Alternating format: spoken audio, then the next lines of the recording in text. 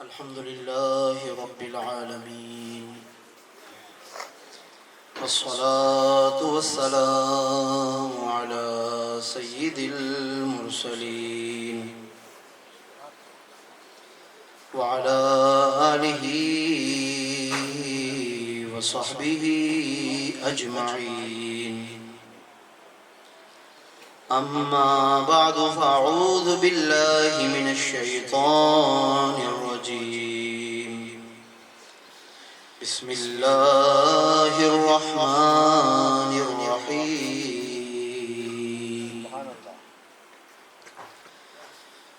سبحان الذي أسرى بعبده ليلا من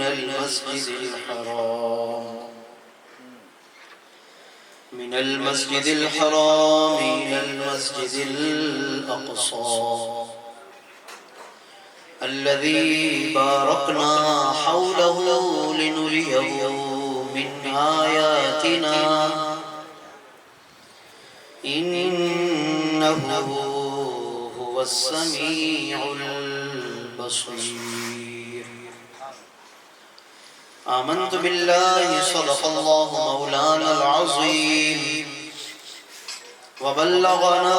رسوله النبي الكريم الأمين. إن الله وملائكته يصلون على النبي يا أيها الذين آمنوا صلوا عليه وسلموا تسليما. اللهم صل على سيدنا ونبينا مولانا محمد وبارك وسلم صلاة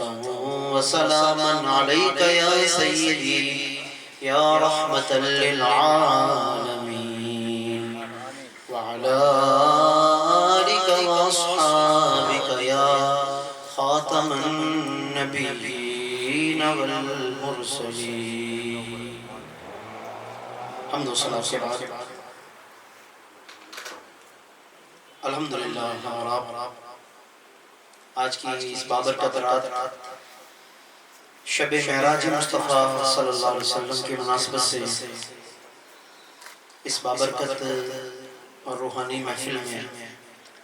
شرکت کی سعادت حاصل کر رہے ہیں اور ہمارے محترم و مکرم سہیل شمس صاحب اور ان کے اہل خانہ نے ہر مبارک موقع کی طرح اس مبارک موقع پر بھی اس محفل ذکر و درود کا اہتمام کیا ہے. اللہ رب کریم اس محفل کو تمام اہل خانہ کے لیے اور ہم سب کے لیے اور سہیل بھائی کے والدین کے لیے ان کے مشائخ کے لیے اور ہم سب کے مرحومین کے لیے اللہ پاک مغفرت اور رحمتوں کا ذریعہ بنائے اور ہم سب کے لیے حصول برکت کا ذریعہ بنائے. رجب المرجب کا مہینہ چل رہا ہے اور آج اس کی 27ویں شب ہے اور رجب کا مہینہ پہلے ہی ایک انتہائی افضل اور بابرکت مہینہ ہے. خود قرآن مجید میں اللہ رب العالمین نے سورۃ التوبہ کی آیت 36 میں فرمایا کہ منہا اربعۃ حرم کہ 12 مہینوں میں سے 4 مہینے حرمت والے ہیں، یعنی ان کی اہمیت جداگانہ ہے. اور وہ 4 مہینے کون سے ہیں؟ نبی کریم صلی اللہ علیہ وسلم نے احادیث صحیحہ میں جو اس کی تفسیر اور تشریح فرمائی ہے تو اس کے مطابق وہ 4 مہینے ذی القعدہ ہے، ذی الحجہ ہے، محرم ہے اور رجب کا مہینہ ہے. ان 4 مہینوں کو بطور خاص قرآن مجید میں علیحدہ کر کے اللہ رب العزت نے شمار کیا اور بیان فرمایا اور اسی میں یہ رجب کا مہینہ بھی ہے جو کہ اب اختتام پر پہنچ چکا ہے. یعنی اگر اب تک بھی ہم نے اس مہینے کی اہمیت کو پوری طریقے سے محسوس نہیں کیا اس مہینے کی برکت کو حاصل ابھی تک ہم نہیں کر سکے تو میں یہ بات ضرور کہوں گا آج کی اس محفل میں کہ خود اس محفل ہی کے ذریعے اور آج کی اس رات کے ذریعے اور پھر جتنے بھی دن اب باقی ہیں اس مہینے میں 27 رجب 28 رجب 29 رجب اور نہیں معلوم کہ 30 رجب ہے یا نہیں ہے، جتنے بھی دن ہیں جتنی راتیں ہیں ہم ان کی قدر بھی کریں اور زیادہ سے زیادہ ان راتوں میں اللہ کا ذکر کریں، حضور پر نور صلی اللہ علیہ وسلم کی بارگاہ میں کثرت کے ساتھ درود و سلام کا نذرانہ پیش کریں کہ اگر اب تک ہم نے جو 26 دن گزارے ہیں رجب کے اور بالفرض وہ غفلت میں گزر گئے یا ہم کچھ خاص نہیں کر سکے اپنی مصروفیات کی وجہ سے، تو میں سمجھتا ہوں کہ یہ بھی ایک اللہ نے شاید کہ رجب کے آخر میں ایک موقع دے دیا ہمیں پھر سے جمع ہونے کا، پھر سے غور کرنے کا اور پھر اس سے کچھ سیکھنے اور سمجھنے کا۔ منہا اربعۃ حرم، یہ قرآن کا ارشاد ہے کہ 12 مہینوں میں سے فرمایا کہ 4 مہینے بہت ہی حرمت والے، یعنی ان 4 مہینوں کی حرمت زمانہ قدیم سے پچھلی امتوں سے چلی آ رہی ہے۔ ہاں یہ ضرور ہے کہ اللہ رب العالمین نے اس امت کو مزید اس کی اہمیت بتائی اور اس امت میں اس کا مزید شعور بخشا گیا، حتیٰ کہ اب اس گئے گزرے دور میں میں سمجھتا ہوں کہ یہ ایک بہت بڑی نعمت ہے کہ ہم شب معراج کے عنوان سے کسی قدر کچھ جمع ہو جاتے ہیں، کچھ پڑھ لیتے ہیں، کچھ سن لیتے ہیں، کچھ ذکر کر لیتے ہیں، ورنہ معاشرے کی صورتحال یہ ہے کہ پورا رجب تو غفلت میں گزرتا ہی ہے، پھر اس کے ساتھ ساتھ یہ جو 27ویں شب ہے اس کے بارے میں پھر اختلاف آ جاتا ہے کہ یہ محفل ہونی چاہیے کہ نہیں ہونی چاہیے، یہ درست ہے کہ نہیں ہے، یعنی ایک کنٹروورسی آ جاتی ہے، اختلاف آ جاتا ہے کہ درست ہے کہ غلط ہے، صحیح ہے کہ نہیں ہے، یہ ثابت ہے کہ نہیں ہے۔ میں ذاتی طور پر یہ مشورہ بھی دیتا ہوں اور سمجھاتا بھی ہوں کہ اگر بالفرض یہ چیز ثابت نہیں بھی ہے لیکن یہ ضرور دیکھیے کہ جس ماحول میں ہم رہ رہے ہیں اس میں پہلے ہی غفلت بہت ہے، پہلے ہی اندھیرا بہت ہے، تو اگر اس میں کسی نہ کسی عنوان سے کسی نہ کسی انداز میں لوگ مل بیٹھتے ہیں اور جمع ہو جاتے ہیں، آج اگر گھروں میں کہیں کسی کو ایسا موقع آ جائے کہ جب سارے رشتہ دار جمع ہو جائیں جنہیں پورے سال جمع ہونے کا موقع نہ ملتا ہو تو وہ آپس میں بڑے خوش ہو کے کہتے ہیں کہ بھائی کسی بہانے سے جمع تو ہو گئے اور ہمیں ایک دوسرے سے ملنے کا موقع ملا۔ تو یہ وہ روحانی مواقع ہیں کہ جو ہمیں الحمدللہ ایک دوسرے سے ملا دیتے ہیں اور قریب بھی کرتے ہیں اور کچھ عبادت کا جذبہ پیدا ہوتا ہے۔ ہم اس میں جمع ہو کر اللہ کا ہی ذکر کرتے ہیں، اس کے حبیب کا ذکر کرتے ہیں، کچھ عبادت کی بات کرتے ہیں۔ پھر کل کا جب دن آئے گا 27 رجب کا دن ہوگا، کل جب صبح طلوع ہوگی یقیناً عالم اسلام میں بہت سے اہل ایمان اور ہم حاضرین میں سے بھی بہت سے لوگ روزہ رکھیں گے، روزہ رکھتے ہیں، روزہ رکھنا چاہیے، لیکن اس کے اندر بھی وہی کنفیوژن کریٹ کی جاتی ہے کہ یہ روزہ ثابت ہے کہ نہیں ہے، یہ رکھنا چاہیے کہ نہیں رکھنا چاہیے۔ تو میں اگین وہی کہتا ہوں اور کہوں گا کہ روزہ اللہ کے لیے ہے۔ آپ نے اگر 27 رجب کا ایک معمول بنا لیا ہے کوئی اس میں حرج کی بات نہیں ہے، کیونکہ بہرحال روزہ ہی رکھ رہے ہیں، کوئی غلط کام نہیں کر رہے، اللہ کے لیے روزہ رکھ رہے ہیں اور اللہ کے لیے کچھ نہ کچھ خاص عبادت کر رہے ہیں۔ تو اس لیے میں سمجھتا ہوں کہ الجھنوں میں پڑنے کے لیے جو آج سوشل میڈیا پر الجھنیں بڑھائی جا رہی ہیں اور الجھنیں پھیلائی جا رہی ہیں اور انسان کو عمل سے مزید دور کرنے کی کوشش کی جا رہی ہے، حالانکہ ضرورت زیادہ قریب لانے کی ہے، عمل کی طرف زیادہ متوجہ کرنے کی ضرورت ہے۔ تو ایسے میں الجھنوں میں پڑنے کے بجائے ہم بس اپنی توجہ رکھیں ذکر و اذکار کی طرف، درود و سلام کی طرف اور ایسے اچھے سنجیدہ پروگرامز کی طرف کہ جس کے ذریعے ہم کچھ سیکھ سکتے ہیں، کچھ اپنی اولادوں کو سکھا سکتے ہیں، اور اسی طریقے سے روزہ رکھنے کی فضیلتیں ہیں، برکتیں ہیں، رحمتیں، کچھ نہیں تو رجب کے مہینے کا روزہ رکھنا، چاہے کوئی سا بھی دن ہو، یکم رجب ہو یا 29 رجب ہو یا 27 رجب، رجب کے روزے تو ویسے بھی اللہ کو بہت پسندیدہ روزے ہیں۔ رجب کے روزے اللہ کے نزدیک پسندیدہ روزوں میں شامل ہیں۔ بعض احادیث میں ارشاد فرمایا کہ جنت میں رجب کے روزہ رکھنے والوں کے لیے ایک الگ محل اللہ رب العالمین نے ان کے لیے تیار فرمایا، یعنی رجب کے روزہ رکھنے والوں کے لیے عزت و تکریم بھی الگ ہے، اور ان کا مقام اور رتبہ بھی اللہ کے نزدیک موجود ہے۔ اسی طریقے سے ایک روایت میں رجب کے نام کی وجہ بھی بتائی گئی۔ بعض علماء نے یہ روایت لکھی ہے کہ فرمایا کہ جنت میں جہاں بہت ساری نہریں ہیں، ان میں سے ایک نہر ہے جس کا نام رجب ہے، نہر رجب کہتے ہیں اس کو، نہر رجب۔ فرمایا کہ اس نہر سے خاص انہی کو پینے کی اجازت ہوگی کہ جو رجب میں روزہ رکھنے کی سعادت حاصل کریں، او کما قال صلی اللہ علیہ وسلم۔ مفہوم میں نے عرض کیا ہے، اگرچہ حدیثوں کی سند پر کلام ہے، کسی نے ضعیف کہا، کسی نے کوئی اور لفظ لکھا، وہ اپنی جگہ ہے، لیکن فضیلتوں کی جب بات آتی ہے تو علماء نے لکھا کہ اس میں ضعیف روایتیں بھی قابل قبول ہوتی فضیلت کے معاملے میں، یعنی جن چیزوں سے لوگوں کو رغبت ملے، جن چیزوں سے لوگوں کو کچھ سیکھنے کو ملے، تو ان میں اگر ضعیف روایت بھی آئی ہو تو علماء نے لکھا، اور تقریباً تمام مکاتب فکر کے علماء نے یہ بات لکھی ہے کہ فضیلت کے معاملے میں ضعیف احادیث پر بھی عمل کیا جا سکتا ہے۔ تو بہرحال آج اللہ نے ہمیں ایک بڑی عظیم شان یہ شب مبارک، شب معراج عطا فرمائی، اور کیوں نہ ہو یہ عظیم کہ اس کی نسبت عظیم ہے، اس کی نسبت آقائے دو جہاں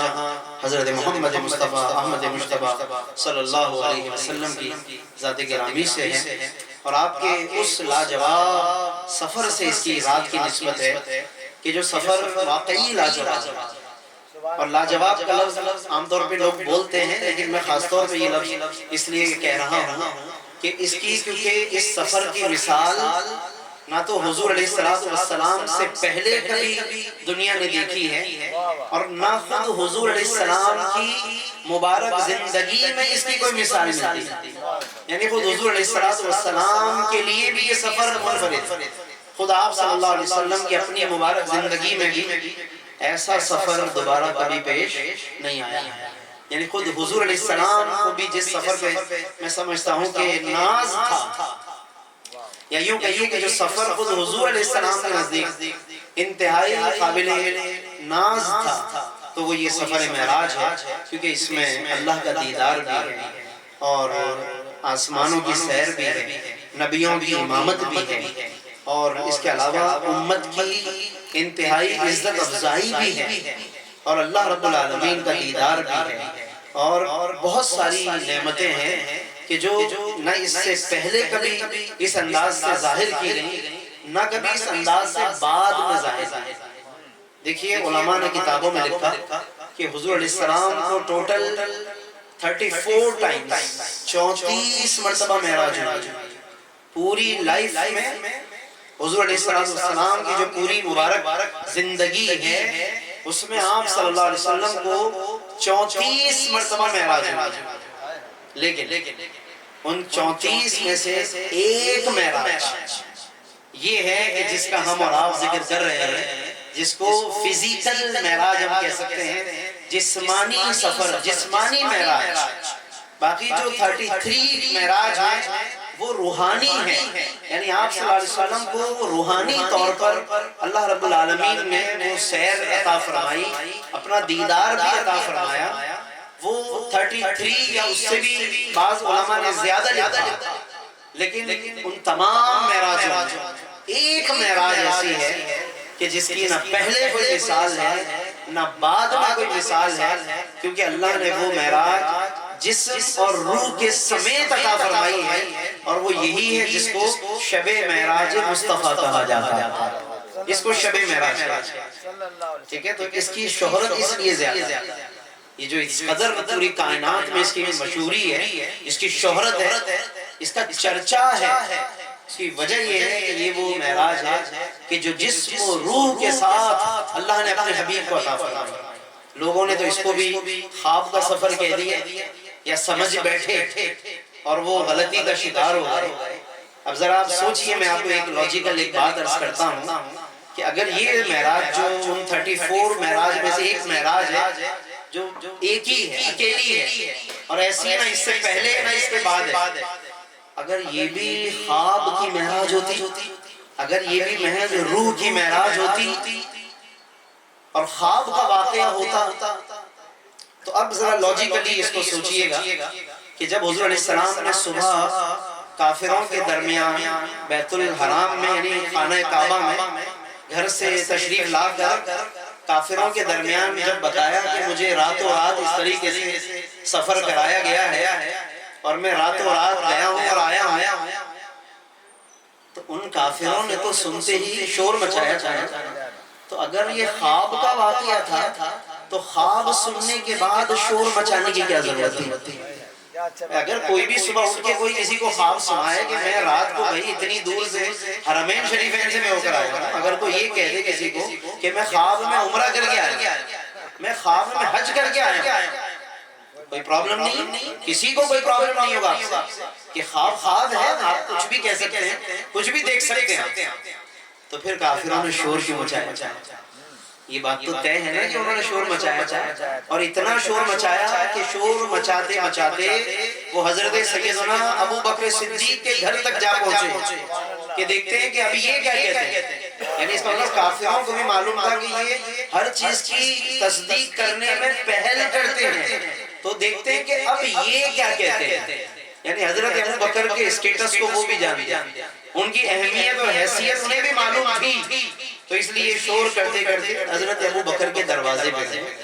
اور کہنے لگے کہ حضرت ابو بکر جب باہر آئے تو ان کافروں نے کہا کہ بتائیے بھلا کیا اب یہ بات بھی آپ مانیں گے کہ آج جو تمہارے صاحب نے کہی یعنی محمد صلی اللہ علیہ وسلم؟ کہا کیا کہہ دیا انہوں نے؟ کہا جی انہوں نے وہ یہ کہا ہے کہ راتوں رات اس طرح میں سفر پہ گئے۔ اچھا ایک بات یہاں یہ بھی ذہن میں رکھیے گا کہ یہ جس بات پہ انہوں نے شور مچایا اور جس بات کی تصدیق کروانے کے لیے حضرت ابو بکر کے دروازے پہ یہ پہنچے تھے، وہ ابھی تو حضور نے پورا سفر بتایا ہی نہیں تھا۔ یہ سفر تو بیت المقدس تک کا سفر بتایا، مسجد الحرام سے خانہ کعبہ سے ابھی بیت المقدس تک کی حضور علیہ السلام نے انہیں بات بتائی تھی، اسی پہ یہ بھڑک اٹھے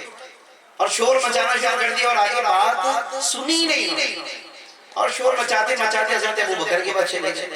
اب وہاں حضرت ابو بکر صدیق کی ایمانی فراست اور ان کی نظر دیکھیے گا، اور ان کا میں سمجھتا ہوں کہ کمال ایمان دیکھیے حضور کے رنگ میں یعنی رنگ مصطفیٰ میں کس طریقے سے وہ ڈھل گئے کہ کافروں نے جب انہیں بتایا کہ آج محمد صلی اللہ علیہ وسلم نے یہ دعویٰ کیا کہ وہ یہاں سے لے کر بیت المقدس تک گئے راتوں رات، اور کہنے لگے کہ حالانکہ ہمیں 2 مہینے لگتے ہیں، اونٹوں گھوڑوں وغیرہ پہ 2 مہینے لگتے ہیں، 1 مہینہ جانے کا 1 مہینہ آنے کا، حرم سے لے کر بیت المقدس تک فلسطین تک 1 مہینہ جانے اور 1 مہینہ آنے کا۔ آپ کے نبی علی محمد صلی اللہ علیہ وسلم کہتے ہیں کہ میں راتوں رات گیا اور راتوں رات واپس آیا۔ اے ابو بکر کیا اب آپ یہ بات بھی مانیں گے ان کی؟ تو حضرت ابو بکر نے کیا کمال جواب دیا ہے۔ اکثر آپ لوگوں نے جواب کا ایک حصہ تو سنا ہی ہوگا، وہ مشہور بھی ہے ان کا وہ جملہ، لیکن ایک جملہ اور بھی ہے وہ حدیث میں، اور اس میں ایک لفظ پر واقعی میں حیران رہی ہے کہ کیا کمال حضرت صدیق اکبر نے بات کہی ہے۔ پہلا جملہ تو انہوں نے یہ کہا کہ لئن کان قال صدق، اگر میرے رسول نے کہا ہے تو سچ کہا، یعنی اگر نبی نے فرمایا ہے کہ وہ انہوں نے یہ سفر کیا ہے تو بس پھر بات ختم ہے، پھر کسی دلیل کی طرف جانے کی ضرورت ہے، بس انہی کا کہنا کافی۔ ایک تو انہوں نے ہمیں اس سے پوری دنیا کو معیار ایمان سمجھایا، ایمان لانے کا طریقہ سمجھا دیا کہ انہوں نے فرما دیا تو بس ان کا کہنا ہی کافی، ان کے کہنے کے بعد کسی حجت کی ضرورت نہیں۔ ایک تو یہ بات انہوں نے سمجھا۔ اگلا جملہ جو انہوں نے فرمایا وہ مزید اہم جملہ ہے. انہوں نے فرمایا کہ وَإِنِّي لَأُصَدِّقُهُ فِي مَا أَبْعَدُ مِنْهُ، کہ میں تو اس سے بھی زیادہ اگلی اور دور کی باتیں بھی تسلیم کر لیتا ہوں. یعنی ابھی حضور نے اگلا سفر بتایا نہیں ہے. ایسا لگتا ہے کہ حضرت صدیق اکبر نے جیسے ڈھانپ لیا کہ آقا کریم نے صرف بیت المقدس تک سفر نہ کیا ہوگا بلکہ یقیناً یہ سفر اس سے بھی آگے کا ہوگا اور حضور نے ابھی اتنا ہی بتایا ہوگا اور انہوں نے شور کیا ہوگا. حضرت صدیق اکبر نے گویا کہ اشارہ فرما دیا لَأُصَدِّقُهُ فِي مَا هُوَ أَبْعَدُ مِنْهُ، کہ اس سے بھی جو بعید اور دور کی باتیں ہیں، سمجھ میں نہ آنے والی باتیں ہیں، اے لوگوں میں تو ان کی ان باتوں کو بھی مان لیتا ہوں، یہ تو کچھ بھی نہیں ہے جتنا تم مجھے آ کر سنا رہے ہو. تو حضرت صدیق اکبر نے تو اگلے واقعے کو بیان کرنے سے پہلے مان لیا.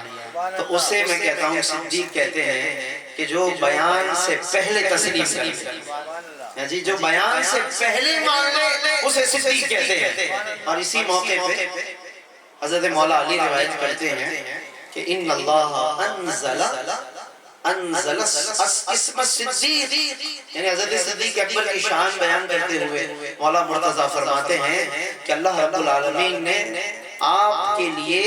لقب صدیق آسمان سے نازل فرمایا. اور بعض حدیثوں میں ہے کہ ان اللہ سماک الصدیق، کہ حضور علیہ السلام نے حضرت ابو بکر سے فرمایا کہ اس موقع پر اے ابو بکر اللہ نے تمہیں صدیق کا نام عطا فرمایا. اور یہی وجہ ہے کہ آج تک دنیا انہیں صدیق کے نام سے ہی اب جانتی ہے اور بہت سے لوگوں کو نہیں معلوم کہ ان کا اصل نام کیا ہے. بعض علماء نے کہا کہ ان کا اصل نام عبداللہ ہے، بعض نے کہا کہ عتیق ہے، لیکن بہت سے لوگوں کو آپ پوچھیں گے تو انہیں اصل نام معلوم نہیں ہوگا. یعنی ان کی صدیقیت، ان کا لقب صدیق اتنا ذہنوں میں راسخ ہو گیا، آقا کی زبان سے لفظ ادا ہوا، اللہ نے وہ لقب آسمانوں سے عطا فرمایا اور ایسا امت میں جاری ہو گیا کہ اب ساری دنیا انہیں صدیق کے لقب سے پہچانتی. یہ آقا کی تصدیق کرنے کی برکت ہے، آقا کی غلامی اور آقا کے عشق کی برکت ہے. اس لیے جب ہم آقا کریم صلی اللہ علیہ وسلم کی وفاداری کو اپنا لیتے ہیں تو وہ کہتے ہیں نا کہ جب تک بکے نہ تھے کوئی پوچھتا نہ تھا، جب تک بکے نہ تھے ان کے دربار ان کی بارگاہ، جب تک ہم بکے نہ تھے کوئی پوچھتا نہ تھا. آقا تم نے خرید کر مجھے انمول کر دیا، آپ نے خرید لیا تو اب ہماری قیمت بڑھ گئی اور اتنی بڑھ گئی کہ انمول ہو گئی، اب کوئی قیمت نہیں لگا سکتا. تو دوستو آج کی یہ رات اس سفر معراج کی رات ہے کہ جو اللہ رب العالمین نے اپنے حبیب صلی اللہ علیہ وسلم کو آپ کی عزت افزائی کے لیے عطا فرمایا. اور میں سمجھتا ہوں کہ یہ ورفعنا لک ذکرک کا اظہار ہے، ورفعنا کی رفتوں کا یہ بھی ایک انداز ہے. اللہ نے جو اپنے حبیب سے فرمایا نا کہ اے حبیب ہم نے آپ کا ذکر بلند فرما دیا، تو یہ بھی اس کا ایک انداز ہے کہ آپ صلی اللہ علیہ وسلم کو زمین والوں میں تو بلندی عطا فرمائی دی، لیکن ورفعنا کا وعدہ اللہ نے اس انداز سے پورا فرمایا کہ آسمان والوں سے بھی اللہ نے آپ کو بلند فرما دیا. نبیوں کی امامت فرمائی تو نبیوں سے بھی بلندی ظاہر کر، کیونکہ تمام نبیوں کے جب آپ امام بن گئے تو آپ کو معلوم ہے امام جو ہوتا ہے وہ اپنے مقتدیوں سے افضل اور بہتر ہوتا ہے. تو جب آقا کریم امامت کے مسلح پہ اسی شب معراج میں تشریف لائے تو اللہ نے گویا کہ یہ ظاہر فرما دیا کہ اس کائنات میں جو سب سے افضل اور بہتر ہوتے ہیں وہ نبی ہوتے ہیں. اور ان تمام افضلوں کو اللہ نے، ان تمام بہترین شخصیات اکٹھا کر کے اللہ نے بھی ان سب کا امام حضور کو بنا دیا. تو گویا بتا دیا کہ جہاں ساری فضیلتیں مکمل ہوتی ہیں وہاں سے فضیلت محمدی کا آغاز ہوتا ہے. تو اس لیے یہ شب اور یہ رات اور یہ سفر معراج حضور علیہ السلام کی کئی فضیلتوں کو سمجھنے کا ذریعہ ہے، کئی عظمتوں کو، یعنی کئی باتیں ایسی ہیں کہ جو الگ الگ ہم سوچیں گے تو کنفیوژن ہو جائے گی یا اس کی الگ دلیل ہمیں ڈھونڈنی پڑتی. مگر شب معراج کا مطالعہ کر لیں، واقعہ معراج کو پڑھ لیں اچھی طریقے سے مکمل طور پر، تو آپ کے کئی ٹاپک جو ہیں اسی میں کور ہو جائے. الگ الگ موضوع بہت سارے ہیں اور ان کے دلیلیں الگ الگ کتابوں میں الگ الگ مواقع پہ موجود ہیں، لیکن شب معراج ایسا ہے جیسے رات کئی چیزوں کو ڈھانپ لیتی ہے، ایسا معلوم ہوتا ہے کہ شب معراج نے بھی آقا کی عظمتوں کو ڈھانپ لیا، یعنی اپنے دامن میں سمیٹ لیا ہے۔ اور اب جو امتی جتنی کوشش کرے گا، جتنا غور و فکر کرتا چلا جائے گا، اتنا اللہ رب العالمین اس پر ان باتوں کو واضح فرماتا جائے گا، اور وہ عظمتیں حضور علیہ السلام کی ان پر کھلتی چلی جائیں گی، اور وہ چیزیں اللہ تبارک و تعالیٰ روشن فرمائے۔ اب اس کے بعد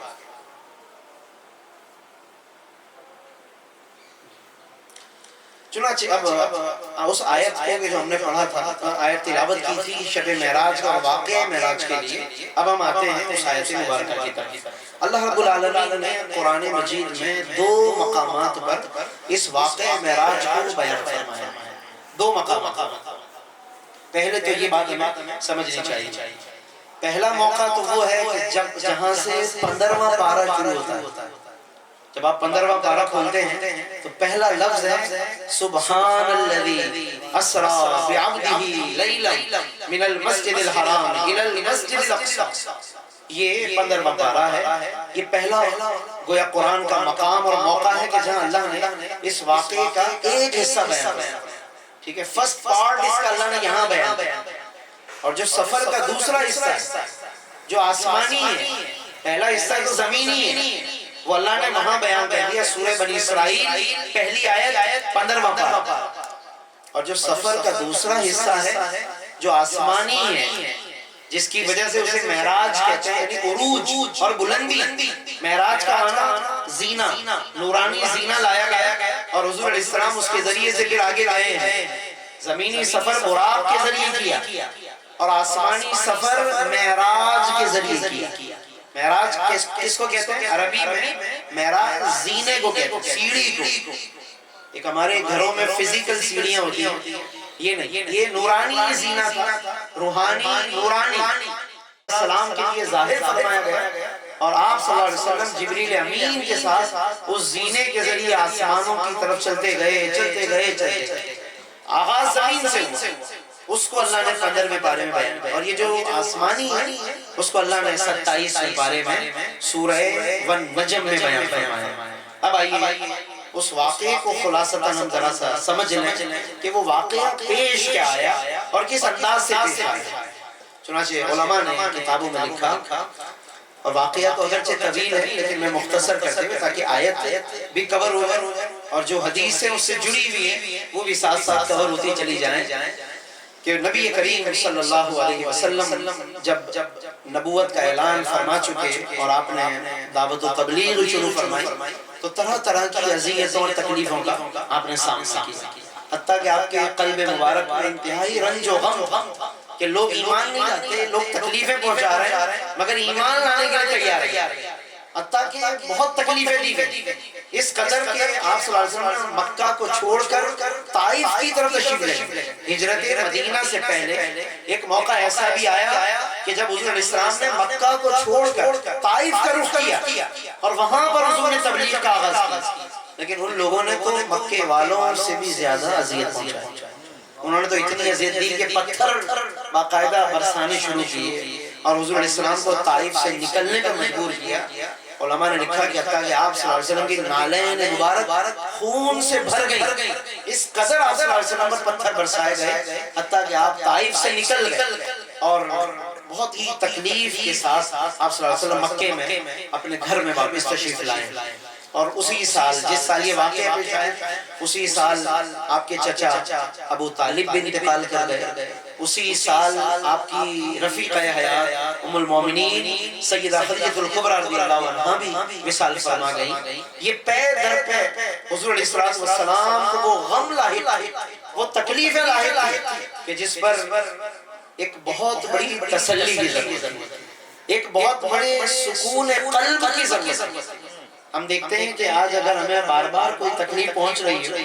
اور اچانک کسی پیارے کا انتقال ہو جائے، پھر گھر میں کوئی آزمائش آ جائے، پھر اور طبیعت خراب ہو جائے اور تکلیفیں آ جائیں، آدمی ذہنی طور پہ بہت زیادہ پریشان ہو جاتا ہے اور اسے پھر ضرورت ہوتی ہے اپنے دل کو ہلکا کرنے کی۔ تو جب یہ مسلسل تکلیفیں آئیں اسی سال کے جس سال یہ واقعہ معراج پیش آیا، علماء نے اس سے پہلے یہ حکمت لکھی کہ جب یہ مسلسل تکلیفوں میں تکلیفیں آئیں اور آپ کا قلب اقدس، آپ کا قلب مبارک تکلیفوں سے گویا کہ بوجھل ہو گیا، تو پھر اللہ رب العالمین نے خود آپ کے قلب مبارک پر ان تمام غموں کا مداوع کرنے کے لیے، ان تمام رنج و غم سے آزاد کرنے کے لیے آپ کو خود اپنے پاس بلا کر رب نے اپنا دیدار عطا فرمایا۔ یہ سفر معراج دراصل تسکین قلب مصطفیٰ ہے، یہ آقا کریم کے قلب مبارک کی اس تسکین کا باعث ہے کہ جس کی آپ کو بڑی ضرورت تھی، حتیٰ کہ پھر اللہ نے جبریل امین کو بھیجا اور نبی کریم صلی اللہ علیہ وسلم جب آرام فرما تھے، علماء نے اور مختلف اہل ذوق نے اور اہل علم و معرفت نے اپنے اپنے انداز سے اس واقعے کو بیان کیا ہے کہ جبریل امین جب حاضر ہوئے تو اب ان کے لیے گویا کہ سوچنے کا مرحلہ یہ تھا کہ آقا کریم صلی اللہ علیہ وسلم کو بیدار کیسے کیا جائے، آگاہ کیسے کیا جائے۔ اہل معرفت یہ بات لکھتے ہیں، اہل ذوق اور اہل عرفان نے یہ باتیں کہی ہیں، وہ فرماتے ہیں کہ جبریل امین نے اپنے لبوں کے ذریعے آقا کریم صلی اللہ علیہ وسلم کے تلووں کو بوسہ دیا، اپنے لبوں سے آقا کے تلووں کو بوسہ دیا، اور حتیٰ کہ آقا کریم صلی اللہ علیہ وسلم جب بیدار ہوئے تو پھر انتہائی ادب کے ساتھ جبریل امین نے وہ اللہ رب العالمین کا پیغام پہنچایا کہ خود آپ کو اللہ رب العالمین نے اپنی بارگاہ میں طلب فرمایا ہے، اور اللہ رب العالمین خود آپ سے ملاقات کا اشتیاق رکھتا ہے۔ بعض روایتوں میں یہ لفظ ہے ان اللہ اشتاق الیکا، کہ بے شک اللہ تبارک و تعالیٰ نے آپ سے ملنے کا، آپ سے ملاقات کا اشتیاق فرمایا ہے۔ یعنی وہ رب کا اشتیاق کا کیا انداز تھا؟ اشتیاق کا مطلب شوق ہوتا ہے اور اظہار شوق ہوتا ہے، اب ہم اس کو اپنے اردو لفظوں میں تعبیر نہیں کر سکتے، بس وہ اللہ جانتا ہے وہ کیا کیفیت تھی، یا وہ مصطفیٰ کریم جانتے ہیں کہ جن کے سامنے جبریل امین نے پیغام پہنچایا۔ ہم ان لفظوں کو اپنے لفظوں میں ڈھال بھی نہیں سکتے کہ کہیں بے ادبی کا کوئی پہلو نہ آ جائے، ہلکے لفظوں کی طرف ہم اترنا آئے، بس انہی لفظوں کو اسی طریقے سے بیان کیا گیا کہ اللہ رب العالمین آپ کا اشتیاق رکھتا ہے۔ چنانچہ نبی کریم صلی اللہ تعالیٰ علیہ وسلم نے اس سفر مبارک کی تیاری فرمائی، آپ نے امامہ شریف زیب تن فرمایا، لباس مبارک کو زیب تن فرمایا، اور روایتوں میں آتا ہے، بعض روایتوں میں یہ ہے کہ آپ صلی اللہ علیہ وسلم حضرت ام ہانی کے گھر پہ، حضرت ام ہانی کون؟ حضرت مولا کائنات علی مرتضیٰ شیر خدا حیدر کرار کی ہمشیرہ ہیں، بہن ہیں، حضور علیہ السلام وہاں پر آرام فرما تھے، ایک روایت ہے، اور وہیں سے معراج ہوئی۔ بعض علماء کہتے ہیں کہ نبی کریم صلی اللہ علیہ وسلم اپنے گھر پر تھے، وہاں سے معراج ہوئی، اور بعض کہتے ہیں کہ بعض روایتوں میں آتا ہے کہ حتیم میں تھے اور وہاں سے معراج ہوئی۔ علماء نے ان تین باتوں کو بڑی خوبصورتی سے ملایا، کہتے ہیں کہ عشاء کے بعد حضور اپنے گھر پر ہی تشریف فرما تھے، پھر اپنے گھر سے رات کے کسی پہر آپ حضرت ام ہانی کے گھر کے تشریف لائے، اور پھر کسی پہر حتیم میں تشریف لائے، تو اس لیے روایتوں میں علماء نے ان تینوں جگہوں کی طرف معراج کی نسبت فرمائی۔ بہرحال ان تینوں مقامات میں سے کسی نہ کسی مقام سے آپ صلی اللہ علیہ وسلم کو وہ معراج عطا فرمائی گئی، اور جبریل امین نے پھر وہ سواری پیش فرمائی، براق، یہ جنت کی ایک سواری، پھر نبیوں کی سواری، اور بھی نبیوں نے اس پر سواری کی، لیکن نبی کریم صلی اللہ علیہ وسلم کی جب باری آئی، یعنی حضور کا زمانہ آیا، اور اس براق نے دیکھا کہ اب وہ نبی مجھ پہ سواری فرمائیں گے کہ جو تمام نبیوں کے نبی ہیں، تمام نبیوں کے امام ہیں، تو صحیح حدیث شریف کے مطابق، صحیح مسلم کی حدیث کے مطابق حدیث میں آتا ہے کہ وہ براق یعنی جو سواری تھی، وہ براق بھی آپ صلی اللہ علیہ وسلم کو دیکھ کر اور اس موقع اور وقت کے قریب آنے پر کہ اب وہ وقت قریب آ گیا کہ آقائے دو عالم مجھ پہ سواری فرمائیں گے، روایتوں میں آتا ہے کہ وہ براق کو بھی وجد کی کیفیت آ گئی، جیسے وہ جھومنے لگا اور وجد کی کیفیت میں وہ ہلنے لگا، تو جبریل امین نے اسے وہاں پر ایک ضرب لگائی اور فرمایا کہ اے براق، کیا تجھے معلوم نہیں ہے کہ کون سی شخصیت اور کون سی ہستی تجھ پہ سواری فرمانے والی ہے، بلکہ جبریل نے یہاں تک کہا کہ ان سے زیادہ آج تک کوئی عظیم شخصیت تجھ پر سوار ہوئی ہی نہیں، یعنی آج وہ ہستی تجھ پر سواری کرنے والی ہے کہ لیسا اکرم منہ، ان سے زیادہ کوئی معزز و مکرم نہیں ہے کہ جنہوں نے تجھ پہ سواری کی۔ فرفض عرقا، تو وہ براق نے اپنے آپ پر کنٹرول کیا، ظاہر ہے کیفیت وہ بھی اپنی کیفیت سے یوں سمجھ لیں کہ بے قابو تھا، لیکن جبریل کے ان لفظوں کے بعد حدیث میں آتا ہے فرفض عرقا کہ پھر وہ ایک دم اپنے آپ کو اس نے روکا اور وہ پسینہ ہو گیا، یعنی اس کا کچھ پسینہ ظاہر ہوا تو پھر وہ ٹھہر گیا۔ پھر حضور پر نور صلی اللہ علیہ وسلم اس پر سوار ہوئے، اور اس کی تیز رفتاری کا عالم یہ تھا کہ جہاں نگاہ پڑتی وہاں قدم ہوتا تھا، اس قدر تیز رفتار۔ اصل میں براق عربی میں برق سے بنا، برق بجلی کو کہتے ہیں، بجلی جو آسمانی بجلی ہوتی ہے اس کو برق کہتے ہیں، برق سے براق بنا، تو براق رفتاری اور تیز رفتاری یہ اردو میں بھی یہ لفظ استعمال ہونے لگا، اس کا مطلب ہے کہ یہ سواری انتہائی تیز تھی۔ اور وہاں سے پھر حضور پر نور صلی اللہ علیہ وسلم چلے مکہ مکرمہ سے۔ اکثر ہم جب یہ واقعہ سنتے ہیں تو آپ نے بھی اکثر سنا ہوگا کہ حضور علیہ السلام جب براق پہ چلے تو کہاں پہنچے؟ مکے سے چلے تو براق پہ کہاں پہنچے؟ بیت المقدس۔ اکثر اگلا جو پلیس بتایا جاتا ہے وہ بیت المقدس، لیکن یہاں پر ذرا رک کر واقعے کے اندر ایک بڑی اہم بات اور بھی ہے، اور وہ یہ کہ آپ صلی اللہ علیہ وسلم نے اس مسجد اقصی بیت المقدس تک پہنچنے سے پہلے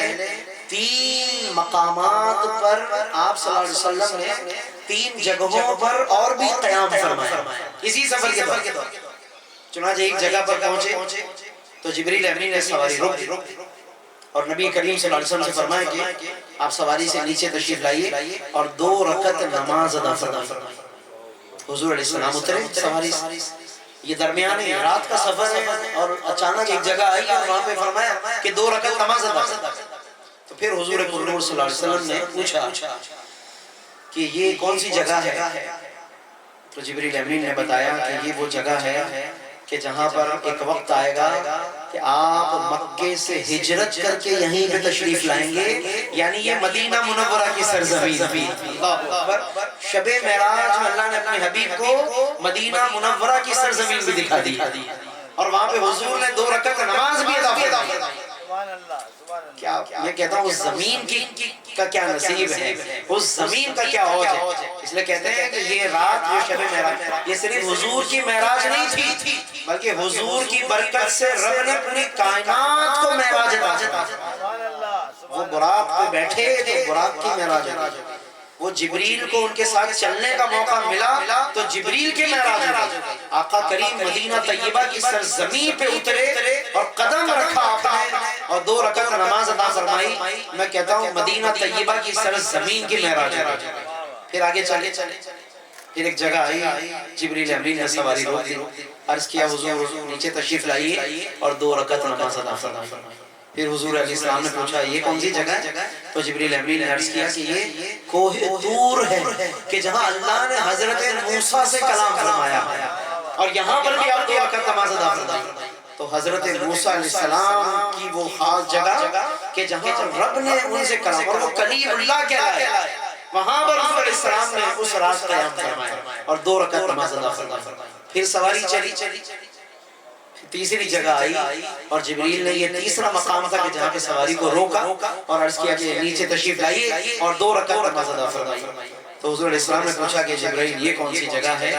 تو جبریل امین نے بتایا کہ یہ بیت اللحم ہے، یہ فلسطین میں مسجد اقصی کے ساتھ ایک جگہ ہے بیت اللحم کہ جہاں حضرت عیسیٰ علیہ السلام کی ولادت ہوئی ہے۔ تو یہ تینوں جگہیں پر، ایک حضور علیہ السلام کی ہجرت کی جگہ مدینہ طیبہ، ایک مقام موسیٰ، ایک مقام عیسیٰ۔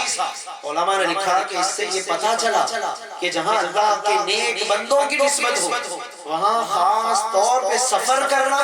اور پھر وہاں اللہ کی خصوصی عبادت کرنا، یہ اللہ رب العالمین کے نزدیک پسندیدہ عمل ہے۔ اگر یہ پسندیدہ عمل نہ ہوتا تو آج کی اس سفر معراج میں کہ جو اصل مقصد دیدار خدا تھا وہاں درمیان میں اس طرح بار بار نہ روکا جاتا۔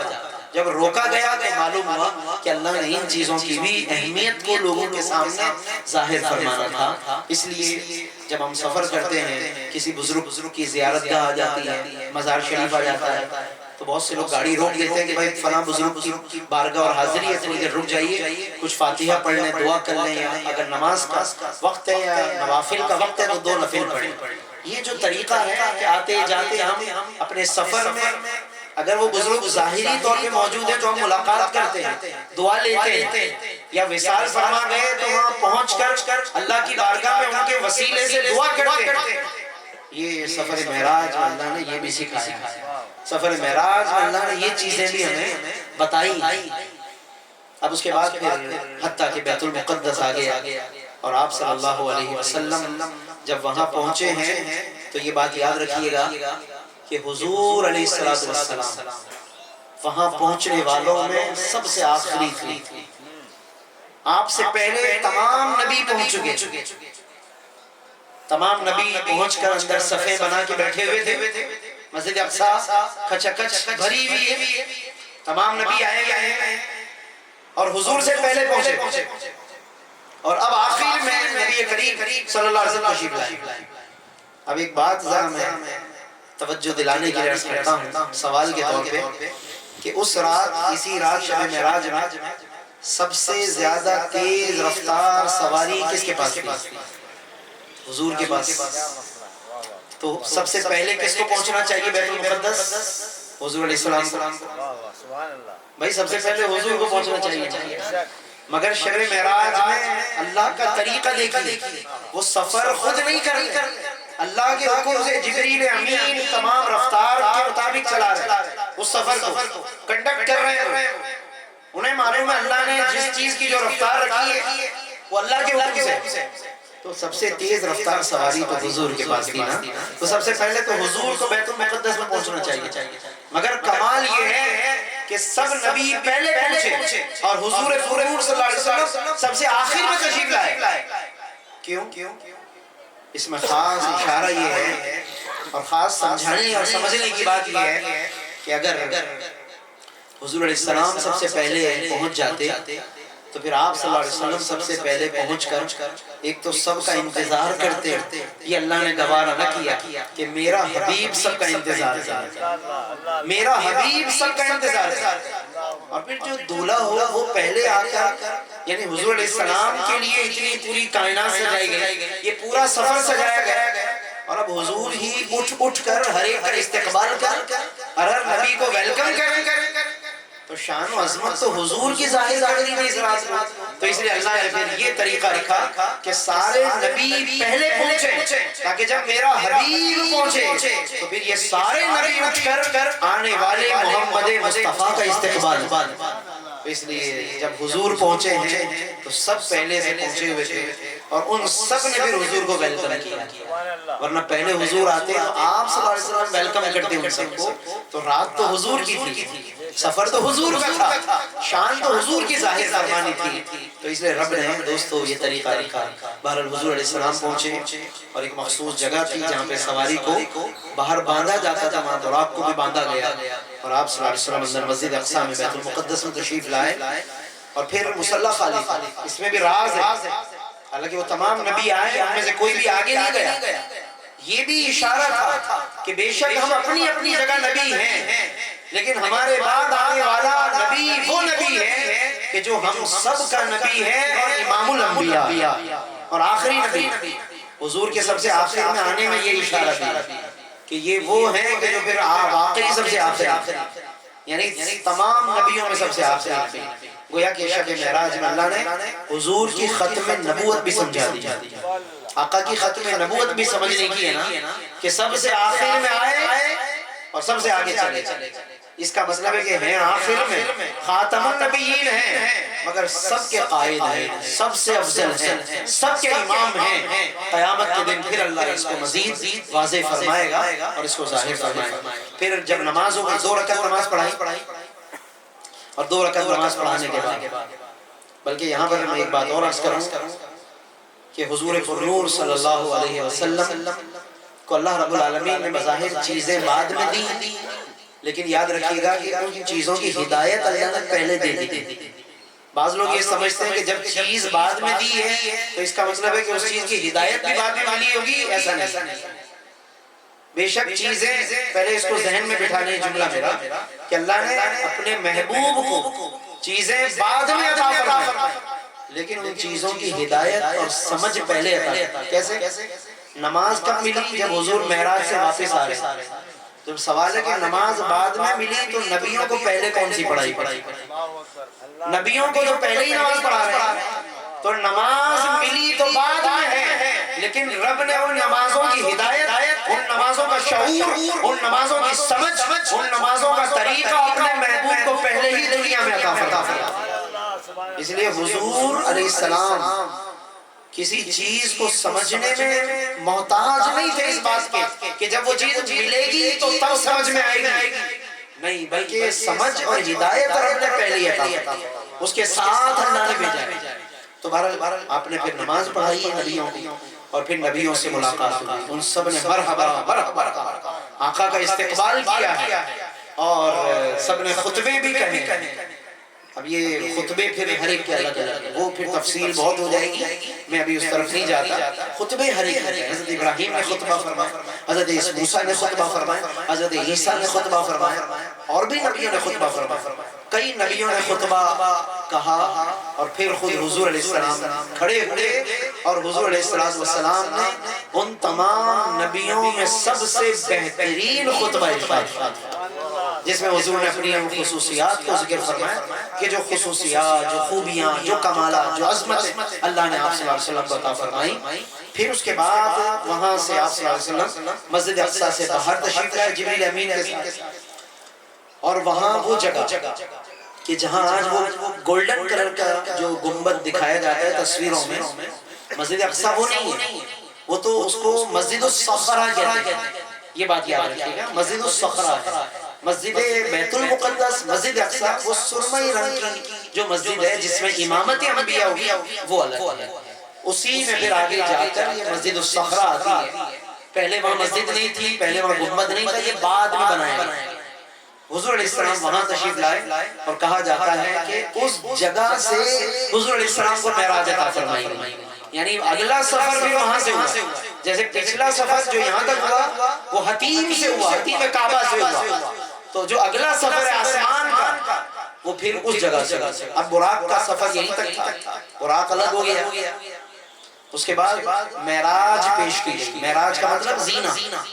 نورانی سیڑھی یا نورانی زینہ پیش کیا گیا اور وہاں سے پھر حضور علیہ السلام جبریل امین کے ساتھ اس زینے کے ذریعے سے، نورانی زینے کے ذریعے آسمانوں کی طرف تشریف لے کر جانے لگے. حتیٰ کہ آپ صلی اللہ علیہ وسلم جب آسمانوں پر پہنچے تو ہر آسمان پر الگ الگ انبیاء کے، پہلے پر حضرت آدم علیہ السلام ہے، پھر اس کے بعد حضرت یونس علیہ السلام ہے، حضرت ادریس علیہ السلام ہے، حضرت ابراہیم علیہ السلام ہے، حضرت موسیٰ علیہ السلام ہے. یہ اس طریقے سے مختلف آسمانوں پر مختلف انبیاء کے. اب یہاں پر ان نبیوں کی رفتار پھر دیکھیے. ابھی تو ان نبیوں نے حضور کے پیچھے نماز پڑھی، ابھی ملاقات ہوئی ان تمام نبیوں سے. اب ادھر حضور علیہ السلام ابھی آسمانوں کی طرف جا رہے ہیں تو حضور تو بعد میں پہنچ رہے ہیں. اور جن نبیوں نے ابھی حضور کے پیچھے نماز پڑھی وہ نبی آسمانوں میں پہلے کیسے پہنچ گئے؟ کیونکہ حضور آسمان پر پہنچ رہے تو حضرت آدم سے ملاقات ہو گئی، حضور آسمان پر پہنچ رہے تو حضرت ادریس سے ملاقات ہو رہی ہے، حضور آسمان پر پہنچ رہے تو حضرت یونس سے ملاقات ہو رہی ہے، حضرت موسیٰ سے ملاقات ہو رہی ہے. یہ کیسے؟ تو یہ یہاں بھی وہی وجہ ہے کہ اللہ نے ان سب کو استقبال مصطفیٰ کے لیے کھڑا کیا. یعنی حضور کے استقبال کے لیے جو ہستیاں ہونی چاہیے وہ بھی پھر موسیٰ و عیسیٰ جیسے ہونے چاہیے، وہ استقبال والے بھی حضرت ابراہیم و آدم جیسے ہونے چاہیے. تو اللہ رب العالمین نے پھر آسمانوں میں گویا کہ حضور کی راہوں میں، مصطفیٰ کے راہوں میں اللہ رب العالمین نے مرحبا کے لیے اور آپ صلی اللہ علیہ وسلم کے اس سفر کی استقبال کے لیے اتنی عظیم شخصیات کا اللہ نے چناؤ کیا، اللہ نے انتخاب فرمایا. ایک ایک پیغمبر جو وہاں پہ اس رات کو اپوائنٹ تھے، مقرر کیے گئے تھے، ان سے اور فرشتوں سے ملاقات کرتے کرتے کرتے حضور پرنور صلی اللہ علیہ وسلم آخر تک پہنچے ہیں۔ ایک یہاں رک کر میں حضرت ابراہیم سے ذرا جو ملاقات ہوئی میں اس کی ایک بات عرض کروں، اور وہ حدیث بھی میرے پاس محفوظ ہے، میں انہی الفاظ کو میں بیان کر دیتا ہوں کہ جو حضرت ابراہیم علیہ السلام سے جب ملاقات ہوئی ہے تو حضرت ابراہیم علیہ السلام نے ایک تو بڑی اچھی کمال بات ہم گناہگاروں کے لیے یہ ہے، ہم سب کے لیے، کہ حضرت ابراہیم نے اس رات حضور علیہ السلام سے فرمایا کہ آپ اپنی امت کو میری طرف سے سلام کہیے گا۔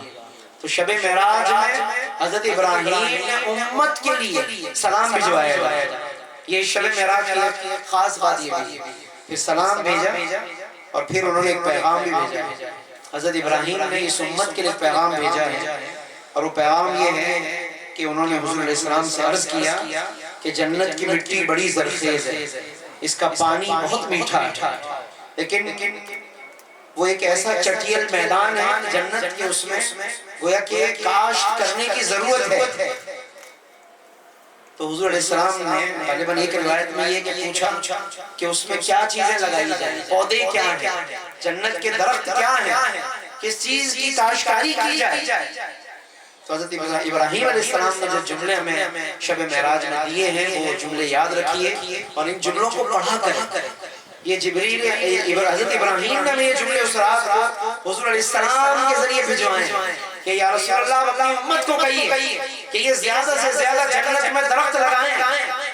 جنت میں زیادہ سے زیادہ کاشتکاری کریں۔ حضور نے پوچھا وما غراسها، ایک روایت میں کہ جنت کی غراس کیا ہے؟ تو حضرت ابراہیم نے کہا کہ وہ الفاظ یہ ہیں سبحان اللہ والحمدللہ ولا الہ الا اللہ واللہ اکبر۔ یہ آج کی رات خاص طور پہ پڑھیں بھی اور اس کو ویسے بھی پڑھا کریں، جب موقع ملے اس کو پڑھا کریں، سبحان اللہ والحمدللہ ولا الہ الا اللہ واللہ۔ اس میں سے ویسے 3 الفاظ تو وہی ہیں جو تسبیح فاطمہ کے طور پر پڑھتے ہیں الحمدللہ۔ سیدہ کائنات حضرت فاطمہ الزہرا کے ذریعے جو ہمیں الفاظ ملے تقریباً وہ الفاظ بھی یہی ہیں، نمازوں کے بعد پڑھا کریں، تسبیح فاطمہ پڑھا کریں، اور حضرت ابراہیم کے یہ شب معراج کا تحفہ ہے یہ، اس کو پڑھا کریں کہ سبحان اللہ والحمدللہ ولا الہ الا اللہ واللہ اکبر۔ تمام حضرات اس کو پڑھ لیجئے، سبحان اللہ والحمدللہ ولا الہ الا اللہ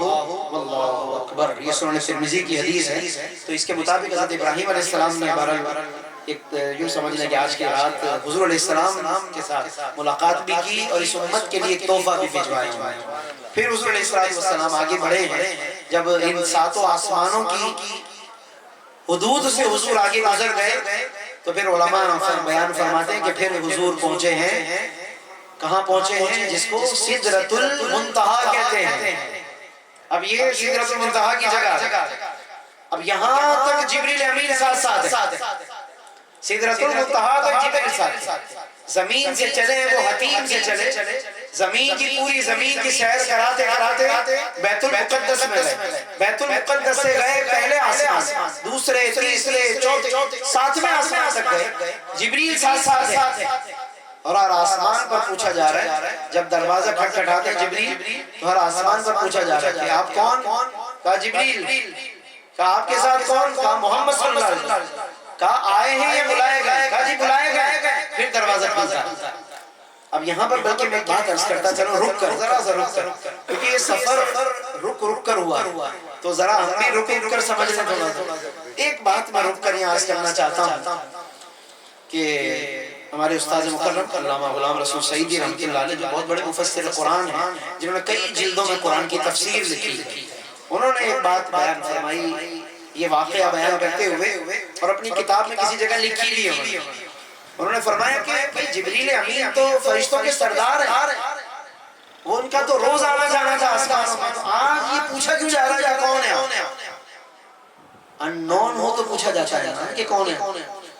ان نون سے پوچھتے ہیں کون، لیکن جبریل تو ان نون نہیں تھے ان کے لیے، وہ تو فرشتوں کے سردار ہیں، اور فرشتوں کے سردار بھی ہیں اور ڈیلی ان کا آنا جانا، نہ جانے کئی مرتبہ ان آسمانوں میں جبریل امین کا لمحوں میں آنا جانا، لمحوں میں وہ تو سفر کرتے سیر کرتے، مگر آج یہ کیا خاص بات ہے کہ پوچھا جا رہا ہے یہ کون ہے آپ، پھر پوچھا جا رہا ہے کہ آپ کے ساتھ کون ہے؟ تو حضرت فرماتے ہیں کہ بات یہ ہے کہ روز آنا جانا وہ الگ تھا، لیکن آج کی رات جبریل امین کا آنا جانا اپنی ذات کے لیے نہیں تھا بلکہ محمد مصطفیٰ کے لیے تھا۔ تو گویا کہ آج کی رات جبریل امین بھی فرشتوں کے لیے گویا کہ اننون ہو گئے، اور اس رات اگر کوئی جانی پہچانی شخصیت تھی پوری کائنات کے اندر تو وہ محمد مصطفیٰ کی ذات۔ تو اس لیے جبریل امین سے بھی پوچھ رہے ہیں کہ آپ کون ہیں؟ انہوں نے کہا میں جبرائیل۔ پھر کہا آپ کے ساتھ کون؟ دیکھیے یہاں اشارہ مل گیا نا کہ اگر صرف جبریل کے نام سے آسمان کھلنا ہوتا، آسمان کا دروازہ جبریل کے نام سے کھلتا، تو ہر آسمان پر جب جبریل نے کہا کہ میں جبرائیل ہوں تو آسمان کا دروازہ کھل جانا چاہیے۔ معلوم ہوا کہ آسمان کے دروازے کو بھی اس رات حکم دے دیا گیا کہ آج ایسا پروٹوکول ہے پوری کائنات میں اور زمین و آسمان میں کہ آج جو کچھ بھی ہوگا محمد مصطفیٰ کے حوالے سے ہوگا، ان کا نام بتایا جائے گا تو دروازہ کھولا جائے گا۔ وہ ہر جگہ اللہ نے ورفعنا لک ذکرک فرما دیا۔ آپ صلی اللہ علیہ وسلم کے ذکر کی بلندی کا یہ انداز ہے دوستو، اللہ جس طرح چاہے اپنے حبیب کا ذکر بلند فرما دے، تو اس لیے اللہ نے پھر اپنے حبیب کو یہ آسمانوں کی سیر کرنے کے بعد ان فرشتوں نے بھی دیدار کرا لیا۔ اور یہ بھی ایک راز ہے کیونکہ اللہ نے فرمایا نا کہ وَمَا أَرْسَلْنَاكَ إِلَّا رَحْمَةً لِّلْعَالَمِينَ، تمام جہانوں کے لیے رحمت ہے۔ تو بھئی زمین والوں کے لیے حضور رحمت ہے، تو زمین والوں کے درمیان تو حضور تشریف لے آئے، ہم زمین والوں کو تو فخر ہو گیا، ہمیں تو عزت مل گئی کہ آقا زمین والوں میں تشریف لائے۔ اب جب تمام عالمین کے لیے رحمت ہے تو عالمین میں تو فرشتے بھی ہیں، اور فرشتے تو وہ بھی ہیں جو آسمانوں پر ہیں جو کبھی زمین پہ آئے ہی نہیں ہیں۔ تو اللہ نے چاہا کہ میرا حبیب ان کے لیے بھی رحمت للعالمین ہے، تو ایک مرتبہ وہاں کی بھی سیر فرما کر میرا حبیب ان فرشتوں پہ بھی رحمت فرما دے۔ تو پھر حضور علیہ السلام تو وہاں کی سیر کرائی گئی، اور جو فرشتے مشتاق دیدار تھے مصطفیٰ کریم کے رحمت للعالمین کو دیکھنا چاہتے تھے، یعنی حضور نے دونوں طرف کراس کیا، جاتے ہوئے بھی کراس کیا، تو نیچے والوں کو بتا دیا کہ میں تمہارے جیسا نہیں ہوں، پھر اوپر جا کر پھر کراس کیا، اوپر والوں کو بتا دیا کہ میں تم جیسا نہیں۔ یعنی اللہ نے مجھے ادھر بھی بے مثال بنایا، رب نے مجھے ادھر بھی بے مثال بنایا۔ نہ میری مثال ان لوگوں میں ہے، نہ میری مثال ان لوگوں میں ہے۔ سدرۃ المنتہا وہ مقام مصطفیٰ ہے کہ جہاں جبریل کی بھی انتہا ہو گیا۔ ابھی تک تو وہ سارا جبریل امین پروٹوکول سب ساتھ تھا، اب جب سدرۃ المنتہا آیا تو جبریل امین نے کہا کہ یا رسول اللہ بس اس سے آگے میں نہیں جا سکتا، بلکہ ایک جملہ لکھا صاحب روح البیان نے، علامہ اسماعیل حقی رحمت اللہ تعالی علیہ نے، کہ جبریل امین نے عرض کیا کہ یا رسول اللہ، جب حضور نے تھوڑا اصرار کیا کہ میرے ساتھ چلیے آگے، آپ کیوں نہیں جا رہے؟ تو جبریل امین نے کہا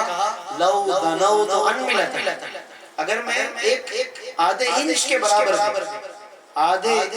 برابر بھی میں اس سے آگے گیا نا، تو اللہ کی اتنی تجلیات یہاں پہ برس رہی ہیں، اتنی نورانیت ہے لَحْتَرَقْتُ کہ میں اس میں جل جاؤں گا، لیکن اس سے آگے نہیں جا پاؤں گا۔ اتنی اللہ کی وہاں پہ نورانیت ہے، اتنی تجلی ہے، تو بس میں یہیں پہ رک جاتا ہوں، اس سے آگے پھر آپ سفر فرمائیں گے، اور وہ آگے اللہ نے آپ کے لیے انتظام فرما دیا۔ تو اب یہاں پر بلکہ میں کہتا ہوں کہ ایک نقطہ اور بھی ہے، بلکہ دو ہیں، دو بڑی اہم باتیں میں سمجھانا چاہتا ہوں۔ ایک تو پہلی آپ نے سمجھ لی کہ حضور ان سے بھی بے مثال، ان سے اوپر والوں سے بھی بے مثال، لیکن دو باتیں، وہ بات یہ ہے دوستو بڑی اہم اور سمجھنے کی بات ہے کہ جو یہ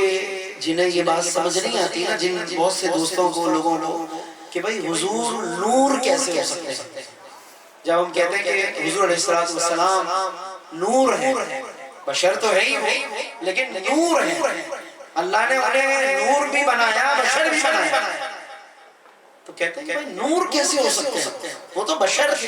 بشری پیکر تھا، ایک جسمانی پیکر اللہ نے انہیں عطا فرمایا، نور کیسے ہو سکتے ہیں؟ میں کہتا ہوں کہ ان کے نور ہونے کا تو کمال یہ ہے کہ ساری نورانی مخلوق کے سردار جبریل بھی جہاں رک جائیں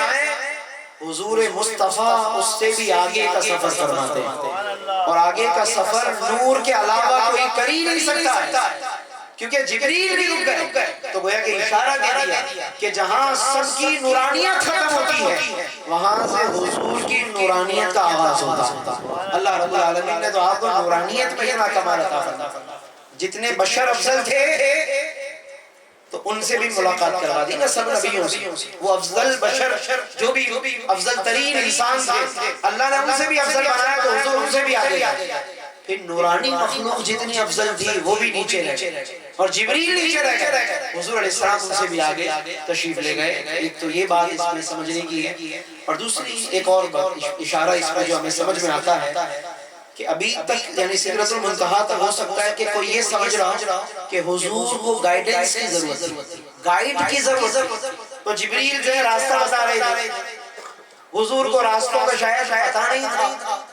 ہو سکتا ہے بھائی کسی کے ذہن میں ایسی عجیب و غریب الٹی بات آ جائے کہ بھائی حضور کو آسمانوں کے راستوں کا چونکہ پتہ نہیں ہوگا تو اس لیے گائیڈ کی ضرورت تھی، تو جبریل جو ہے وہ راستہ بتانے کے لیے ساتھ ساتھ ہے۔ تو میں کہتا ہوں کہ جبریل اس رات راستہ بتانے کے لیے نہیں تھے کہ جیسے حضور کو پتہ ہی نہیں تھا تو راستہ بتانے کے لیے ایک فرشتہ لگانا پڑا، مقرر کرنا پڑا، نہیں۔ اگر راستے کے لیے جبریل ساتھ ہوتے تو سدرۃ المنتہا سے آگے تو اور زیادہ ضرورت تھی کہ وہ حضور کے ساتھ ساتھ رہتے۔ اور حیرت کی بات یہ ہے کہ اگلا سفر تو پھر حضور نے مزید اکیلے کیا، سدرۃ المنتہا سے اگلا سفر اللہ کی بارگاہ میں جانے کا سفر وہ حضور علیہ السلام نے تو بغیر کسی فرشتے کے کیا۔ تو جس نبی کو سدرۃ المنتہا سے آگے کا راستہ معلوم ہو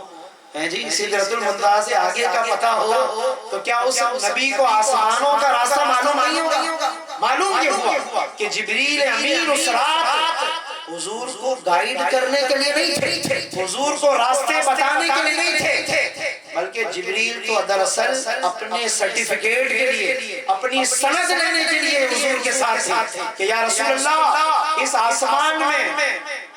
میرا اکیلے آنے جانا تو بہت ہے، آج آپ کے ساتھ سفر کروں گا تو اللہ آپ کے ساتھ سفر کرنے کی مجھے عزت عطا فرمائے۔ تو یہ تو جبریل اپنے عزت افزائی کے لیے، اپنے اعزاز کے لیے، اپنے آنر کے لیے گویا کہ حضور کے ساتھ ساتھ وہ سفر کر رہے ہیں، یہ جبریل کا اپنا پروٹوکول تھا، یہ حضور علیہ السلام کو ورنہ اس انداز کی ضرورت نہ تھی، راستے سمجھنے کی کسی سے ضرورت نہ تھی، وہ تو سدرۃ المنتہا کے بعد آگے اکیلے گئے ہیں۔ اور رف کہا جاتا ہے، ایک چیز ہے وہ ایک اللہ رب العالمین کی طرف سے ایک خاص کیفیت یا بچھونا کہہ لیجئے، وہ آپ صلی اللہ علیہ وسلم کے لیے پیش کیا گیا اور اس پر حضور علیہ السلام سوار ہوئے اور وہ رف بس خود بخود پر اللہ کے حکم سے چلتا رہا اور آپ صلی اللہ علیہ وسلم نے اس جگہ آگے سفر کیا۔ آگے پھر ایک جگہ آتی ہے جس کو کہتے ہیں مقام مصطفیٰ، ایک مصطفیٰ ہے، مصطفیٰ نہیں وہ تو حضور کی ذات ہے، مصطفیٰ حضور ہے، ہم بات کر رہے ہیں واو سے مصطفیٰ، ٹھیک ہے؟ مصطفیٰ کون سی جگہ ہے؟ سدرۃ المنتہا بھی ہوئی، اب آگے حضور بڑھے تو مقام مصطفیٰ ہے۔ مقام مصطفیٰ یاد رکھیے گا یہ وہ جگہ ہے کہ جہاں پر تقدیر کے قلم چلنے کی آواز ہوتی ہے، تقدیر کے قلم جو چل رہے ہوتے ہیں، فرشتے جو لکھ رہے ہیں اللہ کے حکم سے جو کچھ لکھ رہے ہیں، ان قلموں کی آواز سنائی دے، اس جگہ کو مقام مصطفیٰ کہتے ہیں، جس کے لیے حدیث میں لفظ آیا کہ صریف الاقلام، قلم چلنے کی آواز۔ حضور علیہ السلام اس مقام سے بھی آگے گزر گئے۔ تو اب اس کا مطلب اندازہ کر لیں کہ حضور علیہ السلام کو رب نے اس رات کیا کیا چیزیں آپ پہ ظاہر فرما دی، یعنی جو نبی تقدیر کے قلم سے بھی آگے ہے جی، جو نبی تقدیر کے قلم کی آوازوں سے بھی آگے تشریف لے جائے تو کیا اس نبی پر تقدیر منکشف اور ظاہر نہیں ہوگی؟ کیا اس نبی کو تقدیروں کا علم نہیں ہوگا؟ اللہ کی عطا، اللہ کی عنایت، تو رب نے تو آپ صلی اللہ علیہ وسلم کو یہ سب شانیں اور یہ سب عظمتیں عطا کرنی تھی، تو اس لئے حضور علیہ السلام کو پھر اس سے بھی آگے کی سیر عطا فرمائی، پھر حتیٰ کہ پھر وہاں پر عرش آ گیا، عرش آ گیا، اور عرش تو عرش ہے پھر جہاں اللہ رب العالمین خصوصی تجلی فرماتا ہے۔ یہ بات یاد رکھیے گا، بعض لوگ یہ سمجھتے ہیں کہ اللہ کے وہاں ٹھہرنے کی کوئی جگہ، اللہ کے معاذ اللہ بیٹھنے کی کوئی جگہ، یہ جملے غلط ہیں، گمراہی ہے، اور ہمیں اپنے عقیدے کو صحیح رکھنا چاہیے۔ اللہ تو جگہ سے پاک ہے، اللہ تبارک و تعالی کسی جگہ بیٹھنے اور کسی جگہ تشریف رکھنے، اللہ ان چیزوں سے پاک ہے۔ تو پھر عرش کو عرش الہی کیوں بولتے ہیں؟ جب اللہ پاک ہے ان چیزوں سے، تو پھر عرش کو عرش الہی، عرش خداوندی کیوں بولتے ہیں؟ تو وہاں اللہ نے اپنی خصوصی تجلی فرمائی، اپنے خصوصی نور کا اللہ نے یا توجہ کا اظہار فرمایا۔ تو یہ جو دیدار خدا ہے، اللہ کا دیدار کرنا، علماء لکھتے ہیں کہ یہ بھی اللہ نے، یہ دیدار کی جو تجلی ہے یا دیدار کا اظہار ہے، یہ بھی اللہ نے عرش پر فرمایا، اور نبی کریم صلی اللہ علیہ وسلم نے عرش پر پہنچ کر ہی اپنی ان آنکھوں سے اللہ کا دیدار فرمایا، اللہ کا دیدار کرنے کی سعادت حاصل کی ہے، اور آگے اس سے بھی آگے کا سفر ہوا، لیکن دیدار کے بارے میں علماء نے لکھا کہ وہ عرش پر آپ کو عطا فرمایا گیا، حتیٰ کہ پھر آپ صلی اللہ علیہ وسلم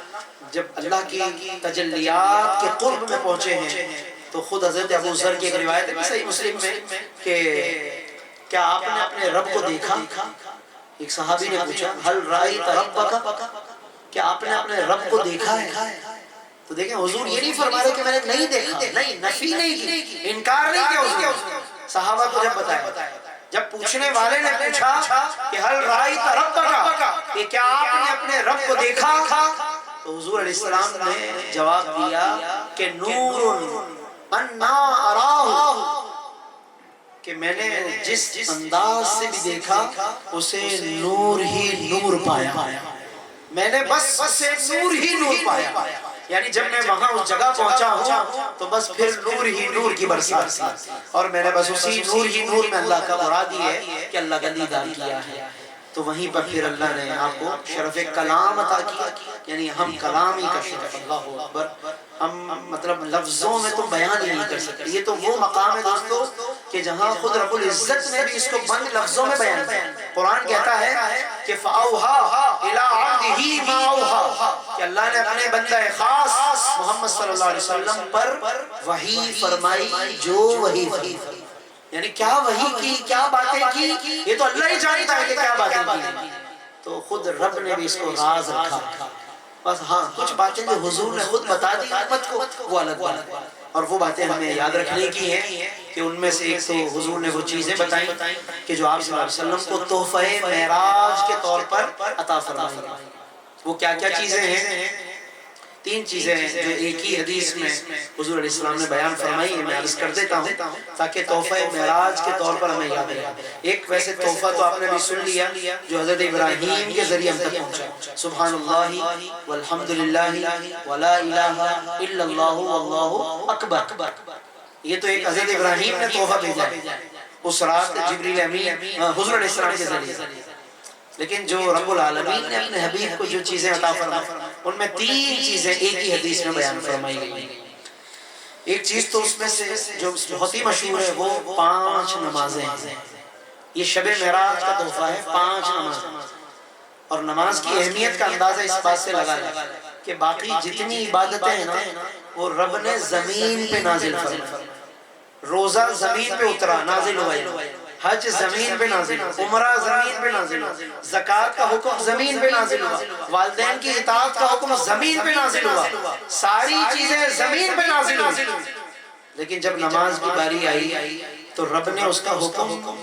سب سے پہلے زمین پہ نہیں اتارا، وہ تو بعد میں تو نازل ہوا، لیکن فرسٹ آف آل پہلی مرتبہ زمین پہ نہیں بلکہ اپنے حبیب کو اپنے پاس بلا کر نماز عطا فرمائی۔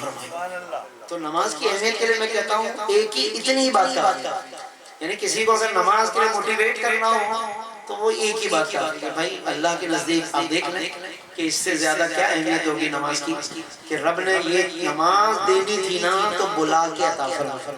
باقی عبادتیں زمین پہ اتاری، یہ خود بلا کے عطا فرمائی۔ ایک تو یہ اہمیت ہے، دوسری وہ ایک بہت مشہور بات جو اکثر آپ نے سنی کہ جب حضور معراج سے واپس تشریف لا رہے تھے تو نمازیں 50 عطا فرمائی گئی تھی، تو چھٹے آسمان پہ پھر حضرت موسیٰ علیہ السلام سے ملاقات ہوئی، وہ چھٹے پہ تھے، 7ویں پہ حضرت ابراہیم علیہ السلام، تو چھٹے پہ جب حضور علیہ السلام گزر رہے تھے حضرت موسیٰ سے ملاقات ہوئی، اور حضرت موسیٰ علیہ السلام سے تھوڑی بات چیت ہوئی، تبادلہ خیال ہوا، تو اس میں حضور علیہ السلام نے حضرت موسیٰ کو بتایا کہ مجھے میرے رب نے پروردگار نے 50 نمازیں عطا فرمائی۔ حضرت موسیٰ نے عرض کیا کہ یا رسول اللہ، آپ اللہ کی بارگاہ میں دوبارہ اگر چلے جائیں تو بہتر ہے، کیونکہ آپ کی امت 50 نمازیں نہیں پڑھ سکے گی۔ فَإِنَّ أُمَّتَكَ لَا تُطِيقُ، حدیث کے الفاظ، آپ کی امت یہ 50 نمازیں نہیں پڑھ پائے۔ حضور علیہ السلام حضرت موسیٰ کے اس مشورے پر واپس وہیں سے پھر اللہ کی بارگاہ کی طرف پلٹ گئے، اور اللہ تبارک و تعالیٰ کا دیدار بھی ہوا، اور پھر اللہ سے بات بھی ہوگی دوبارہ، یعنی کیا لذت ہوگی، کیا لطف ہوگا اس زیارت کا، اس دیدار کا، اور پھر وہ عرض و گزارش ہوئی کہ اس میں کچھ کمی کر دی جائے، 50 نمازیں زیادہ ہیں، اس میں کچھ کمی کر دی جائے، 5 نمازیں کم ہو گئی، 45 ہو گئی، پھر حضرت موسیٰ علیہ السلام نے کہا تو پھر وہ جناب 40 ہو گئی، پھر حضرت موسیٰ نے کہا 40 ہو گئی تو 35 ہو گئی، ہوتے حضرت موسیٰ نے اگرچہ مزید کہا، جب 5 رہ گئی حضرت موسیٰ نے پھر بھی کہا کہ آپ کی امت یہ بھی نہیں پڑھ پائے، اور صحیح کہا، حضرت موسیٰ نے صحیح کہا، اس امت کا جو حال ہے واقعی یہ بالکل صحیح۔ حالانکہ اچھا یہاں پر ایک سوچنے کی بات، حضرت موسیٰ سے زیادہ رحم دل تو حضور ہے، رحمت للعالمین تو حضور ہے، تو خود حضور نے ہی اللہ کی بارگاہ میں پہلی مرتبہ میں ہی کیوں نہیں کہا کہ الہ العالمین یہ 50 تو میری امت کے لئے بہت زیادہ ہے، میں اپنی امت پہ رحمت للعالمین ہوں، مہربان ہوں، تو اس میں کمی ہو جانی چاہیے، تو رحمت تو اس رات موسیٰ کر رہے ہیں، اور رحمت للعالمین تو حضور ہے،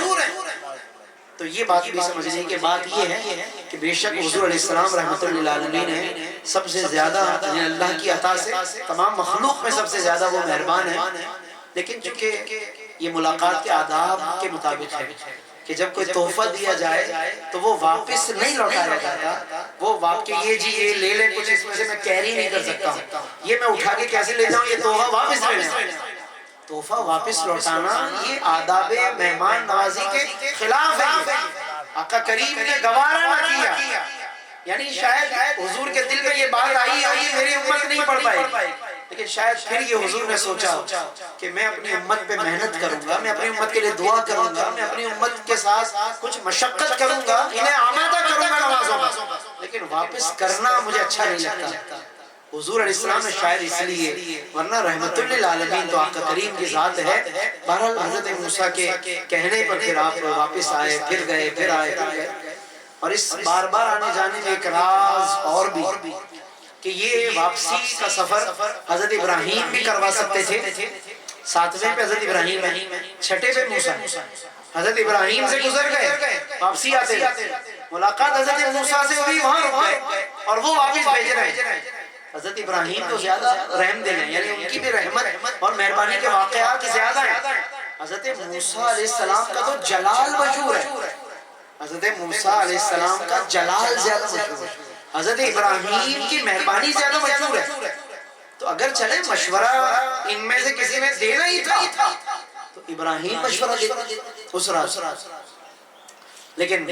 حضرت موسیٰ علیہ السلام نے مشورہ دیا، اور حضرت ابراہیم علیہ السلام سے بھی گزر کر وہ آگے آئے ہیں، تو یہ دراصل وجہ اس کی یہ سمجھ میں آتی ہے کہ حضرت موسیٰ نے دنیا میں دعا کی تھی، اگر آپ لوگوں کے ذہن میں ہو اور یاد رکھنی بھی چاہیے، انہوں نے اللہ کے دیدار کی دعا کی تھی، قرآن میں موجود ہے 90 پارے میں حضرت موسیٰ علیہ السلام نے دعا کی ایک دن کہ رب ارینی انظر الیک، اے میرے رب مجھے اپنا دیدار عطا فرما کہ میں تجھے دیکھ لوں۔ تو بعض علماء نے لکھا ہے کہ یہ دعا انہوں نے 9 مرتبہ کی تھی۔ کتنی مرتبہ؟ 9 مرتبہ کی تھی۔ تو اب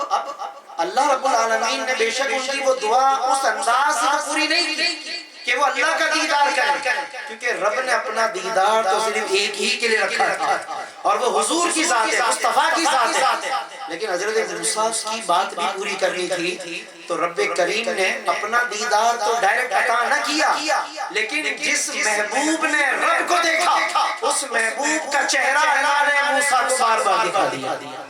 اور اگر 9 مرتبہ واقعی یہ دعا کی تھی تو 9 مرتبہ ہی حضور آئے اور گئے موسیٰ کے ساتھ۔ 45 نمازیں کم ہوئی نا، 5 رہ گئی تو 9 مرتبہ آئے اور گئے۔ تو حضرت موسیٰ نے جتنی مرتبہ اللہ کے دیدار کی دعا کی تھی، رب نے وہ دعا یوں قبول فرمائی کہ اتنی مرتبہ انہیں مصطفیٰ کا چہرہ عطا فرمایا، مصطفیٰ کا چہرہ دکھایا ہوا۔ تو یہ حکمت واللہ والا میں ایک روایت کے مطابق عرض کر رہا ہوں یا ایک قول بزرگوں کا یا مفسرین کے ایک قول پر یہ بات عرض کر رہا ہوں۔ یہ کوئی اس درجے کی کوئی حدیث کے طور پہ نہیں ہے، لیکن ایک سمجھنے کی ایک بات ہے کہ سمجھ میں آنے والی بات ہے، اور ہو سکتا ہے کہ ایسا ہی ہو کہ اللہ رب العالمین نے اس دعا کی تکمیل فرمائی۔ یہ اللہ رب العالمین کے فیصلے ہیں، یہ بس اس کے راز ہیں۔ تو یوں وہ ایک تو نمازوں کا وہ تحفہ ہے، اور دوسرا سورہ بقرہ کی آخری آیتیں ہیں، یہ بھی یاد رکھیے گا، یہ شب معراج کا تحفہ ہے دوستو، شب معراج کا۔ بلکہ ایک بات رہ گئی، وہ بھی ضروری ہے اسی جگہ پر شامل کرنا تاکہ بات پوری ہو جائے، کہ جب یہ 5 رہ گئی نمازیں، حضرت موسیٰ نے تو مزید کہا تھا کہ آپ جائیے، لیکن حضور نے فرمایا کہ مجھے حیا آتی ہے اپنے پروردگار سے کہ میں مزید کہوں۔ تو جب 5 رہ گئی اور حضور 5 نمازیں لے کر پلٹنے لگے تو اللہ نے ایک بہت کمال جملہ ارشاد فرمایا، اور اللہ کے ان مبارک لفظوں کو یاد رکھیے گا، حدیث میں یہ لفظ اللہ نے فرمایا جب حضور 5 نمازیں لے کر پلٹے ہیں تو اللہ نے فرمایا، کیا فرمایا؟ ہی 5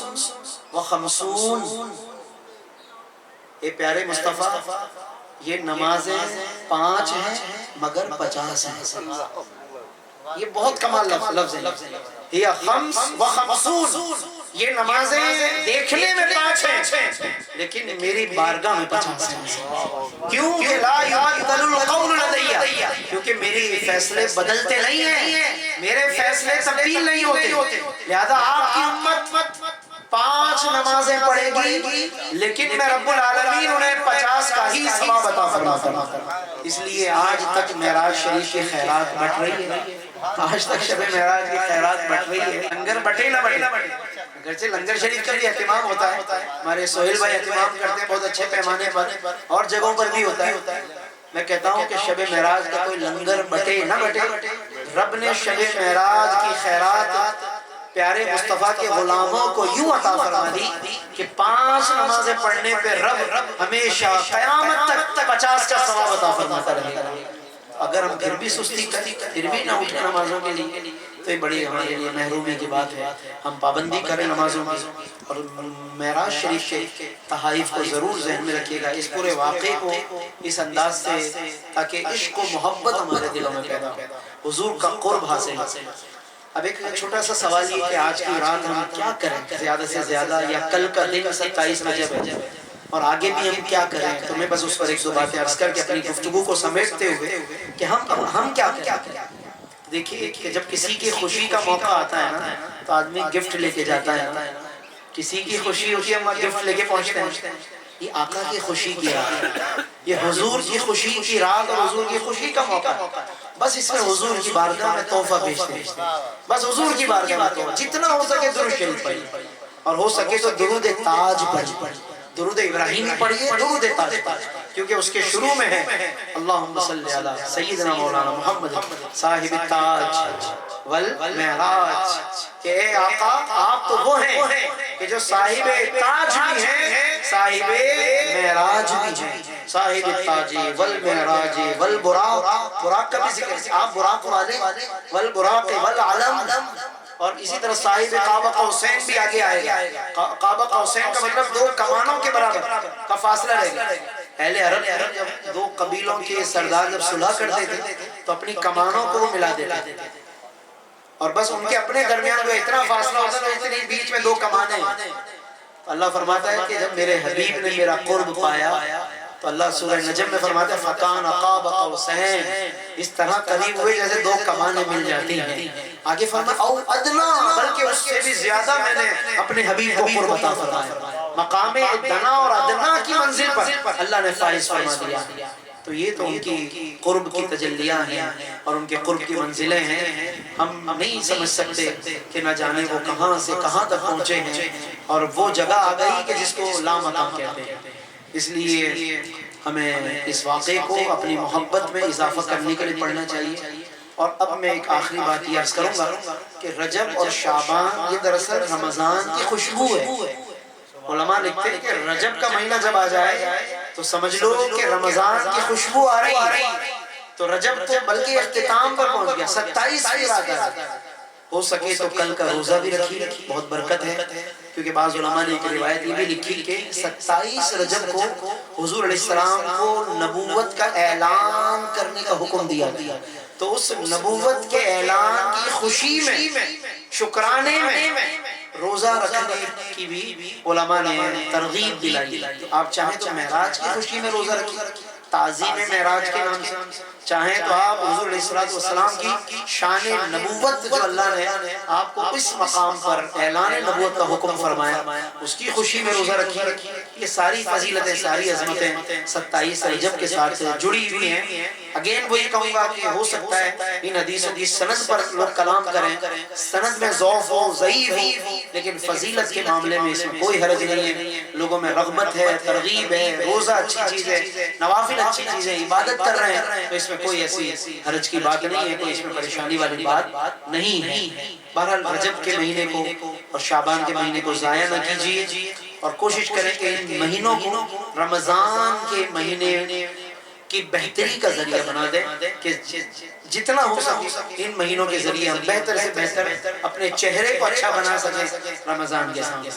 ہم رمضان جب اللہ کا مہمان ہے، وہ مہمان آئے تو ہمارا چہرہ اس کے سامنے اچھا ہو. آقا کریم ایک دعا فرماتے ہیں. حضرت انس کہتے ہیں کہ جب رجب کا مہینہ آتا تو حضور علیہ السلام دعا کرتے تھے اللہم بارک لنا فی رجب و شعبان